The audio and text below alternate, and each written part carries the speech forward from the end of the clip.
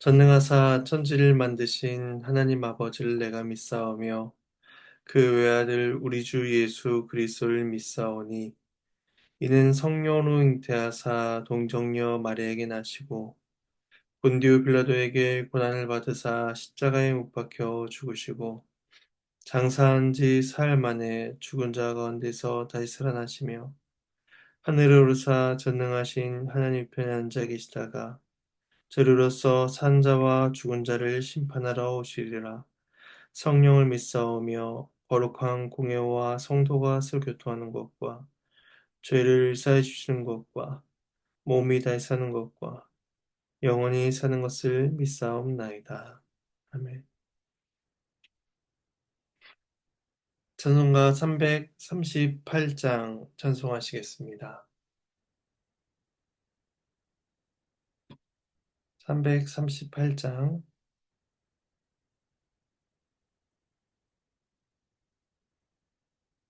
1절과 4절을 찬송하시겠습니다. 함께 찬송합니다. 내 주를 가까이 하게 함은 십자가 짐 같은 고생이나 내 일생 소원은 늘 찬송하면서 주께 더 나아가기 원합니다.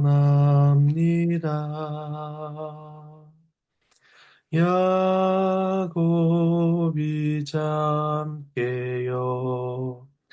일어난 후 돌단을 쌓은 것 본받아서 숨질 때 되도록 늘 찬송하면서 주께 더 나아가기 원합니다.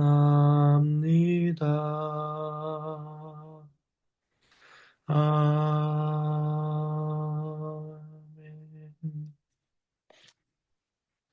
네, 함께 보실 말씀은 예레미야가 3장입니다. 3장 55절에서 66절입니다.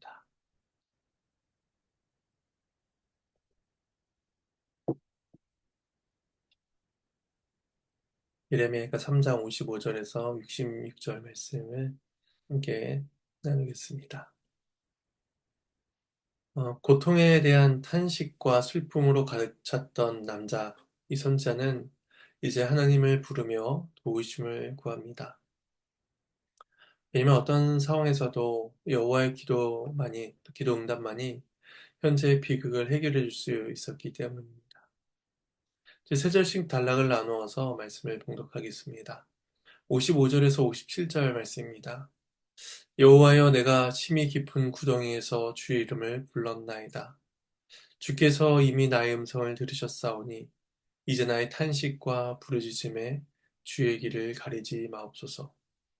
내가 주께 아랫날에 주께서 내게 가까이 하여 이르시되 두려워하지 말라 하셨나이다.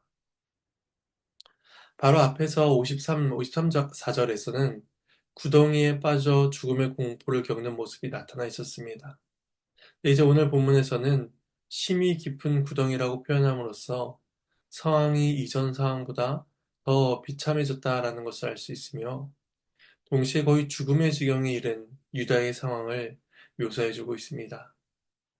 아니 이제는 죽었구나 하는 그 순간에 선자가 이제 주의 이름을 부릅니다. 아무런 소망이 없어 보이는 그때에 하나님만이 그의 부르짖음을 들어주시는 분이시기 때문입니다. 그리고 그는 곧바로 주께서 이미 나의 음성을 들으셨다라고 고백하고 있는 것입니다. 기도의 응답에는 시간이 걸릴 수 있지만 하나님께서 성도들의 간구를 들으신 일에는 결코 진치함이 없습니다. 하나님은 즉각적으로 그들의 음성을 들으시고 또 선하신 때에 응답해 주십니다. 때 예레미야는 이것을 경험했던 사람이었습니다. 예레미야 38장에서 그는 고관들에 의해 진흙구덩이에 빠지게 되지만 왕국 내시인 구스 사람을 통해서 건짐을 받게 됩니다. 그는 이러한 과거의 경험에 근거해서 하나님께서 나의 음성을 들으신다 라는 사실을 확신하고 있었던 것입니다. 그런 선자의 확신은 개인적인 사건에서 그치는 것이 아니라 깊은 구덩이에 빠져 있는 그 유다 백성들이 동시에 깨달아야 했던 것입니다. 그 선지자는 자신의 기도에 여호와께서 응답하셨던 것처럼 유다 백성도 구원해 주실 것을 57절에서 고백하고 있습니다. 주께 아랫날에 여호와께서 주께서 즉각적으로 응답하셨으며 또 그에게 두려워하지 말 것을 말씀해 주셨다라는 것입니다.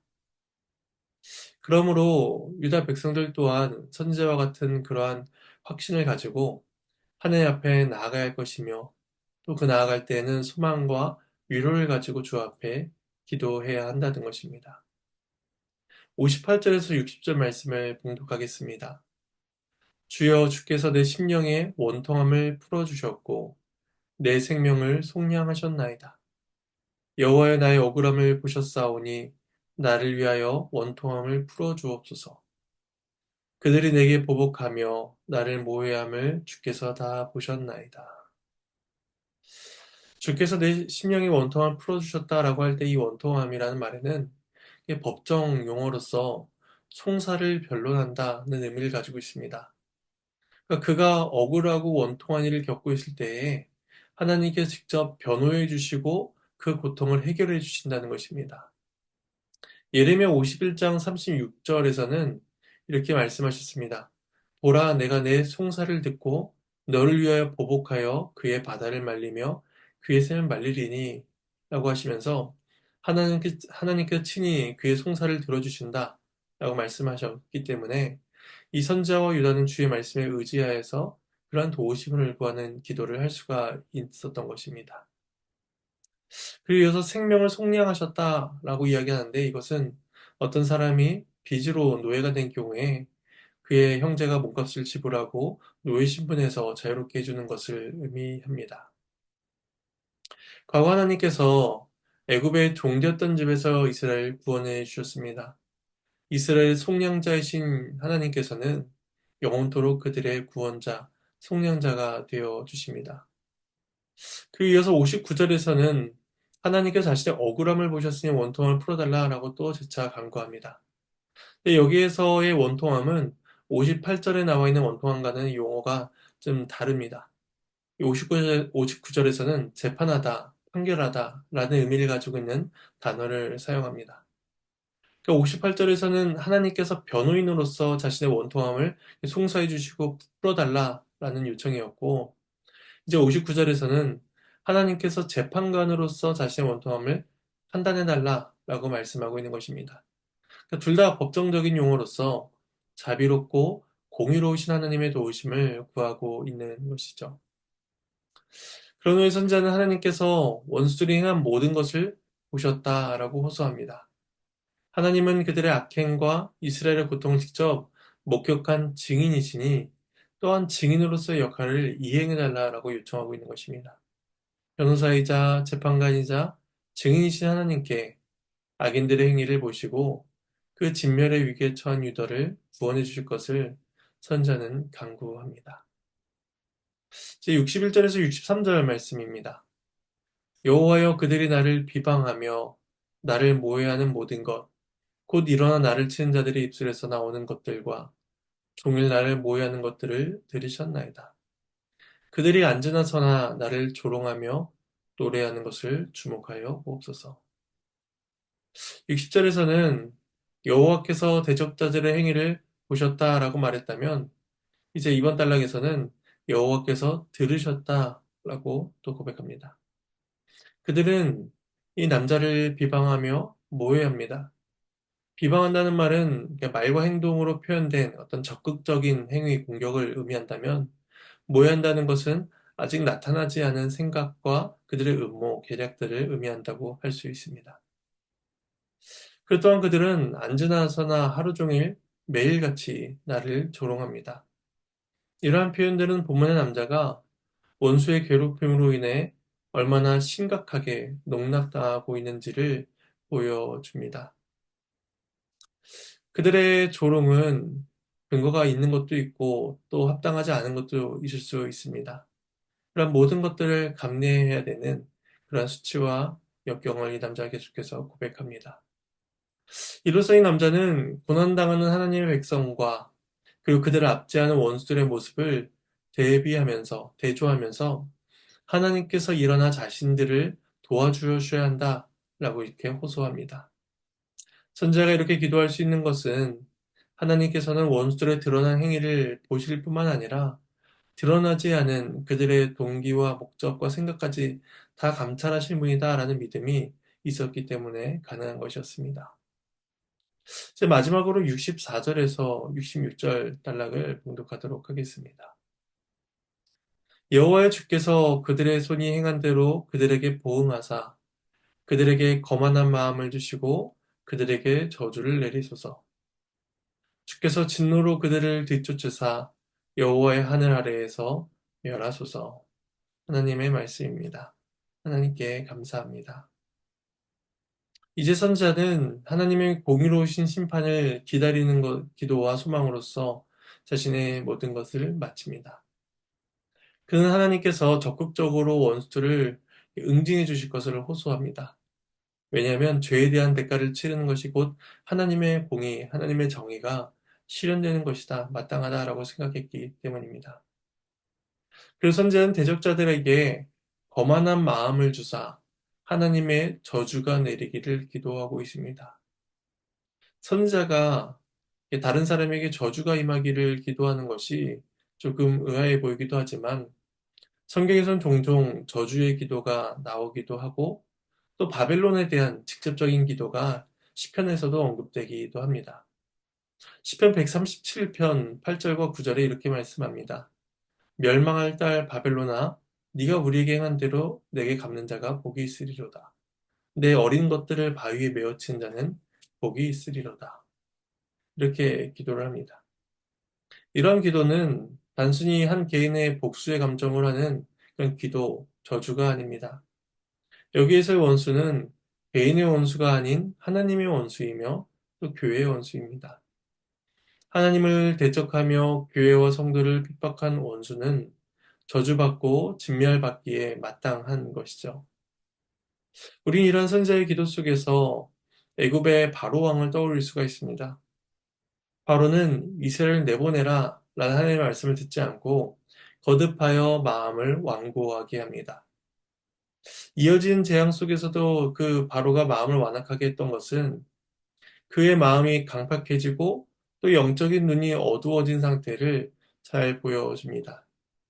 이미 바로 그 자체가 이미 하나님의 심판을 받은 증거이며 그 더 나아가서 거만한 마음으로 계속해서 하나님을 대적하니 그를 향한 하나님의 심판은 마땅한 결과인 것이죠. 그래서 선자는 바벨론을 향하여 이러한 기도를 하고 있는 것입니다. 그들이 현재 하나님의 교회를 하나님의 백성들을 핍박하고 있으니 그에게 마땅한 심판을 내려주시길 바라고 또 그들이 계속해서 완악한 마음으로 살고 있으니 그 완악한 마음 가운데 하나님의 심판이 임하기를 계속 기도하고 있는 것입니다. 이제 마지막으로 66절에서 선지자는 하나님의 진노의 대상이 바뀌기를 기도합니다. 지금까지 여호와의 분노가 뒤쫓은 대상은 유다였고 또 그 백성들이었습니다. 근데 이제는 하나님의 진노가 자신들이 아니라 원수들에게로 향하기를 요청하고 있는 것입니다. 그리고 그 결과 여호와의 하늘 아래에서 그들이 멸절되기를 기도합니다. 앞에서 하늘은 여호와의 진노로 이스라엘에게 가리워졌던 곳입니다.